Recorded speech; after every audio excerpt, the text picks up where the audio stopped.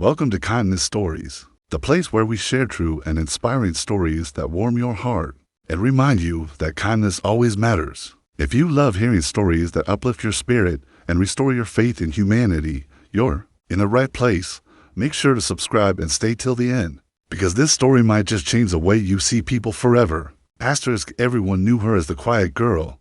Her name was Emily. She always sat at the back of the classroom, right near the window where she could see the big oak tree in the schoolyard. She liked the way its branches danced in the wind. Emily was the kind of girl who rarely spoke unless a teacher asked her to. Even then, her voice was soft, almost like a whisper you'd hear in a library at midnight.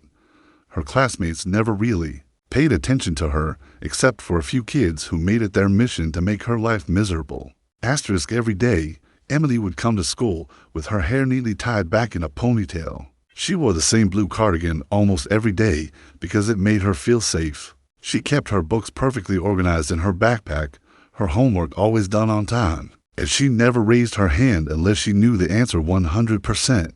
But no matter how hard she tried to blend into the walls, some people just wouldn't leave her alone. Among those people were Jason, Tyler, and Chloe. Jason and Tyler were the kind of boys who thought they ruled the school. They were on the soccer team, always joking around, and they loved to pick on anyone who seemed weaker than them. Chloe was the queen bee of the girls in their grade. She had long shiny hair and a smile that could convince teachers she was innocent, even when she wasn't.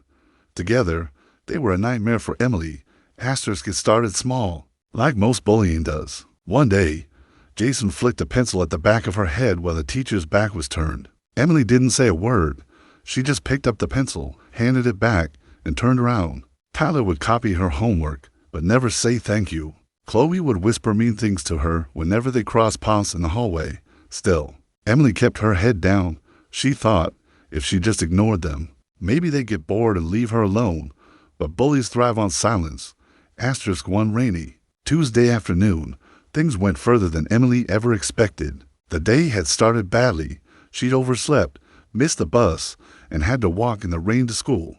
Her shoes were soaked by the time she got to class, and her hair dripped water down her back. She sat quietly, trying to dry her notes with a tissue. That was when Jason threw a crumpled piece of paper at her desk. Emily didn't open it, but the teacher saw it and asked what it was. Jason smirked and said he was just passing her a note to ask for help with math. The teacher told Emily to help him after class when the final bell rang. Emily stayed behind like the good student she was. Jason and Tyler waited for her by the lockers, pretending to need help with their homework. She knew they didn't really want help, but she went anyway. She opened her notebook and tried to show them how to solve a problem. Tyler snatched the notebook from her hands and tossed it to Jason like it was a football. Emily reached for it, but they kept throwing it back. At fourth, laughing as she tried to grab it, then Chloe showed up. She leaned against the lockers, arms folded, watching with a smug grin on her face. Emily felt her cheeks burn. She just wanted her notebook back. It had all her notes for the big test next week. She asked them politely to give it back, but Jason just laughed and shoved her lightly. When she stumbled back, Chloe laughed out loud. That laugh rang in her ears, mocking and cruel. Emily stood there, rain still dripping from her hair, her soaked shoes squeaking on the floor. For the first time, something inside her snapped. She stepped forward and grabbed her notebook from Jason's hand. He didn't expect that. He pulled back, and suddenly, they were struggling over it like the kids fighting over a toy. Tyler stepped behind her and shoved her forward. She lost her balance, and before she knew it, Jason grabbed her by the throat. It wasn't a tight grip at first, more like he wanted to scare her, but the shock of it made Emily freeze. She looked into his eyes and saw that he wasn't going to stop. Chloe stopped laughing for a second, surprised by how far it had gone. And that's when it happened. Emily didn't even think. Her body moved before her mind could catch up. She remembered something her older brother had shown her once. He did martial arts and had taught her a few simple moves to protect herself. She wrapped her hand around Jason's wrist, twisted it sharply, and stepped to the side. The sudden pain made him loosen his grip. Then she grabbed his other wrist and pushed it back with all her strength. Jason let out a howl of pain. Tyler lunged at her, but she spun around and caught his arm too, bending it back until he dropped to his knees. Chloe screamed. The sound echoed down the empty hallway. Emily stood there, breathing heavily, her notebook clutched in one hand while Jason and Tyler writhed on the floor, holding their wrists in disbelief. She didn't feel proud. She didn't feel angry anymore either. She felt strangely calm, as if a weight had been lifted from her shoulders. She looked at Chloe, who was backing away like a mouse caught in a trap. For the first time, Emily spoke up. Her voice wasn't loud, but it carried through the hall like thunder. She told them she was done being their punching bag.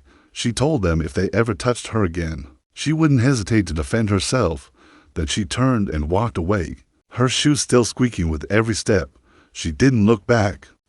Word of what happened spread through the school like wildfire. Some people made up stories, saying Emily broke their wrists completely, which wasn't true. She hadn't really hurt them badly. She just scared them enough to know she meant it. The principal called her to the office the next day. Jason and Tyler were there with their parents, trying to spin the story to make Emily look like the villain. But this time, Emily didn't stay silent.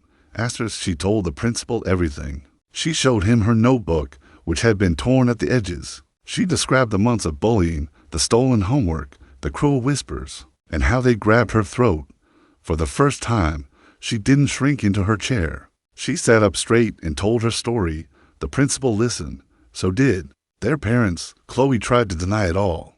But when other kids who had seen parts of what happened spoke up too, the truth was impossible to hide. Jason and Tyler were suspended for 2 weeks. Chloe got detention every day for a month. Emily thought that would be the end of it. But something surprising happened instead. People started talking to her. Kids who had ignored her before asked if she was okay. Some apologized for laughing at her or for not standing up for her when they should have. Emily didn't know what to say. She wasn't used to people seeing her